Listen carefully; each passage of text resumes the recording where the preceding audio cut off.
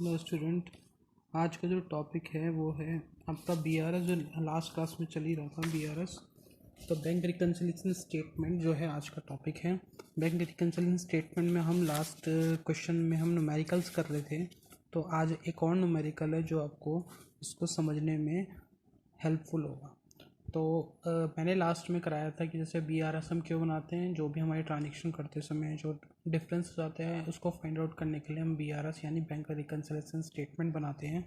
अब bank reconciliation statement बनाने का एक फॉर्मेट होता है जो आपको लास्ट क्लास में बता दिया था कि जो भी आपका पासबुक और कैश बुक का बैलेंस होता है और उसमें कुछ ऐड बैक और माइनस कुछ चीज़ें होती हैं, वो आपको क्वेश्चन से ही पता चलेगा कि कौन सी चीज़ें माइनस होती है, कौन सी चीज़ें ऐड होती हैं।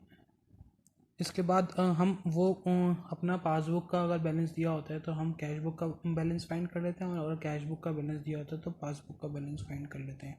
तो ये सब हमने लास्ट क्लास में पढ़ा था। और एक बहुत इम्पॉर्टेंट चीज़ है जो आप यहाँ पे देख सकते हैं, मैंने जब ऐड और जब माइनस करते हैं वो कौन सी चीज़ें होती हैं उसके बारे में बताया था कि अगर आपका ट्रांजेक्शन डेबिट को शो कर रहा हो और जो ऊपर का बैलेंस हो वो भी डेबिट हो तो डेबिट डेबिट ऐड यानी प्लस में आते हैं, और क्रेडिट क्रेडिट भी प्लस में आते हैं, क्रेडिट डेबिट माइनस में आता है, डेबिट क्रेडिट भी माइनस में आता है। ये चीज़ें हमें बहुत ज़रूरी याद करने के लिए, बिना इसके हम क्वेश्चन नहीं कर सकते हैं। तो सबसे पहले हम क्वेश्चन स्टार्ट करते हैं। क्वेश्चन स्टार्ट कर से पहले फर्स्ट ट्रांजेक्शन देखते हैं। सबसे पहले लिखा है बैंक ओवरड्राफ्ट एज पासबुक। तो बैंक ओवरड्राफ्ट है आपकी एज पर पासबुक 31 दिसंबर में 6340। तो यहाँ पे पासबुक का बैलेंस दिया हुआ है तो हमें क्वेश्चन पासबुक के बैलेंस से शुरू करना पड़ेगा।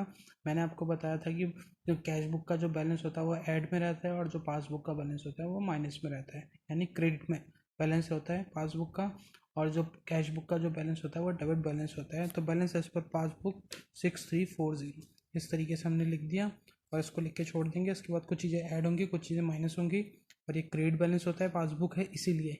और पासबुक आपको का बैलेंस दिया है, हमें फाउंड करना है कैश बुक का बैलेंस, और कैश बुक दिया होता है तो पासबुक फाउंड करना। ये मैंने लास्ट क्लास में डिस्कस कर लिया था। तो फर्स्ट ट्रांजेक्शन तो होगी। सेकंड ट्रांजेक्शन पढ़ते हैं। Interest on overdraft for 6 month, 6 महीने का आपका इंटरेस्ट ऑन ओवरड्राफ्ट जो है 160 रुपये का, is entered in the passbook. तो 6 महीने का कोई इंटरेस्ट ओवरड्राफ्ट था जो आपको पासबुक में एंटर कर दिया था। तो इंटरेस्ट ओवरड्राफ्ट मतलब कोई ओवरड्राफ्ट लिया हुआ उसका इंटरेस्ट, यानी आपका उसका ब्याज आपको पे करना है। तो वो पासबुक में जब शो हुआ है तो वो डेबिट बैलेंस ही शो होगा। जब हमारी बैंक में अकाउंट की बुक में जो बैलेंस शो होगा वो डेबिट बैलेंस होगा। बट हम क्या करते हैं, हम अपनी जो बुक बनती है वो बनती है हमारी कैश बुक। तो कैश बुक में क्या करेंगे, हम कैश बुक में हमारे पास से पैसा जाता है तो हम डेबिट जाता है तो क्रेडिट करते हैं, और आता है तो डेबिट करते हैं। तो यहाँ पे तो हमारे पास से जा रहा है क्योंकि हमने कोई ओवरड्राफ्ट लिया था, उसका इंटरेस्ट भी देना है हमें। तो हम अपनी कैश बुक में क्या करेंगे, credit.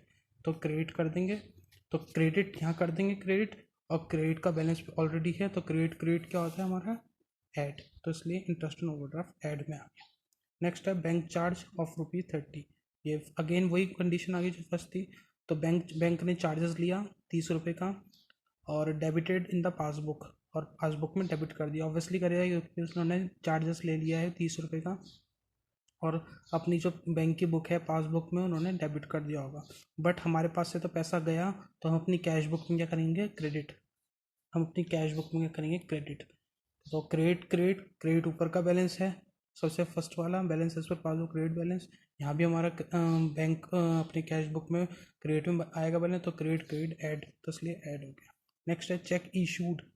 Check issued but not cached. तो आपने चेक इशू करा बट वो कैश नहीं हुआ।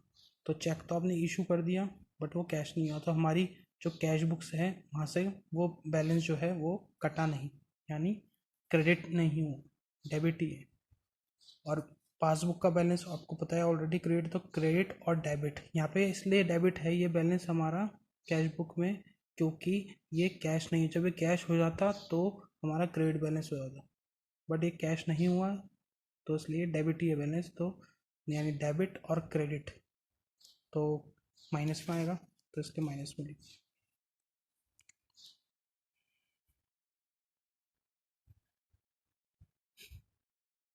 1168, ये 1168 है। यहाँ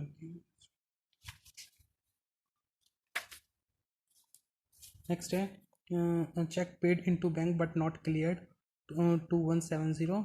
चेक पेड, आपने कोई चेक पे करा था पर वो क्लियर नहीं हुआ है। तो चेक जब पे करा था हमने वो क्लियर नहीं हुआ है, अगेन वही कंडीशन आ गई। हम पे तो कर रहे थे बट क्लियर नहीं हुआ है, तो हमारा ये बैलेंस ये भी ऐड हो जाएगा। आप करके देख सकते हैं कि क्रेडिट बैलेंस होगा और डेबिट क्रेडिट कितना कैसा आएगा। जैसे कि चेक पेड है, चेक पेड कैश बुक में पे वाली चीज़ें कहाँ थी, क्रेडिट में। तो क्रेडिट क्रेडिट और हमारी जो बैलेंस एज पर पासबुक है उसका बैलेंस तो पता ही है आपको, क्रेडिट है। तो क्रेडिट और क्रेडिट ऐड होती हैं चीज़ें, ऊपर लिखा है देख सकते हैं आप। तो 2170 आपका ऐड में आ जाएगा। नेक्स्ट है interest on investment collected by the bank credited in the past. तो आपका इंटरेस्ट ऑन इन्वेस्टमेंट था, कुछ इन्वेस्टमेंट करी होगी आपने, तो उसका इंटरेस्ट आपको मिल रहा था जो बैंक में आपके बैंक अकाउंट में आ चुका है, क्रेडिट हो चुका है। यानी जब कोई पैसे आते हैं तो हमारे बैंक अकाउंट में क्रेडिट हो जाते हैं, तो 1200 रुपये से वो क्रेडिट हो चुका है। तो 1200 रुपये से वो क्रेडिट हो जाते हैं। बट हमारी कैश बुक में क्या करेंगे, जब कुछ पैसे आते हैं तो हम कैश बुक में डेबिट करते हैं, क्रेडिट नहीं करते। तो डेबिट क्रेडिट माइनस में, तो आप नीचे देख रहे हैं 1200 रुपये डेबिट क्रेडिट माइनस में। इसमें आप जो है जो ऐड वाली चीज़ें हैं और जो माइनस वाली चीज़ें हैं उन दोनों का डिफरेंस निकाल के, या फिर ऐसे भी कर सकते हैं कि आप जो माइनस वाली चीज़ें जैसे ये माइनस का है और ये माइनस का है, दोनों को माइनस करके ऐड वाली चीज़ से माइनस कर दीजिए। तो जो आपका बैलेंस आएगा वो आपका कैश बुक का बैलेंस होगा। ये आपका ये अमाउंट आपको गलत है क्योंकि मैंने 1268 को माइनस ऐड कर दिया था, बट हाँ वहाँ पे डिजिट है 1168। तो 1168 वहाँ पे डिजिट है एंड हम यहाँ पे इस डिजिट को आप ढंग से कैलकुलेट कर सकते हैं, तब उसमें आप शो कर दीजिए। तो माइनस की चीज़ें माइनस माइनस वाले एक साथ जोड़ना है, ये माइनस का है ये माइनस का है, इन सबको माइनस का जोड़ लिया, एक साथ जोड़ लिया एंड जो प्लस के हैं उससे माइनस कर दिया। तो जो बैलेंस आएगा वो बैलेंस एज पर कैश बुक होगा। Thank you.